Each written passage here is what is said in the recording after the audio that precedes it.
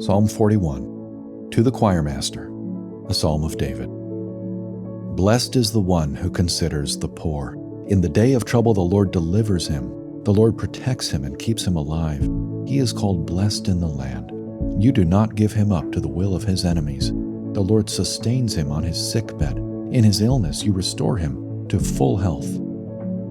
As for me, I said, O Lord, be gracious to me. Heal me, for I have sinned against you. My enemies say of me in malice, when will he die and his name perish? And when one comes to see me, he utters empty words, while his heart gathers iniquity. When he goes out, he tells it abroad. All who hate me whisper together about me. They imagine the worst for me. They say, a deadly thing is poured out on him. He will not rise again from where he lies. Even my close friend in whom I trusted, who ate my bread, has lifted his heel against me. But you, O Lord, be gracious to me, and raise me up that I may repay them. By this I know that you delight in me. My enemy will not shout in triumph over me. But you have upheld me because of my integrity, and set me in your presence forever. Blessed be the Lord, the God of Israel, from everlasting to everlasting. Amen and amen.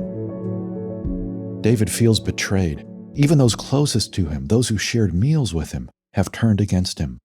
But David's relational challenges are not his only difficulty. He himself is guilty.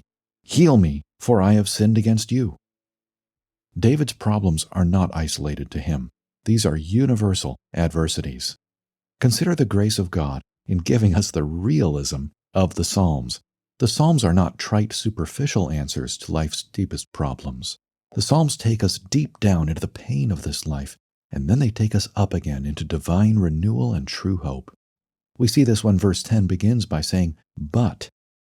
David's pains are not the sum total of his life. The deepest reality of his life is the promises of God. But you, O Lord, be gracious to me and raise me up.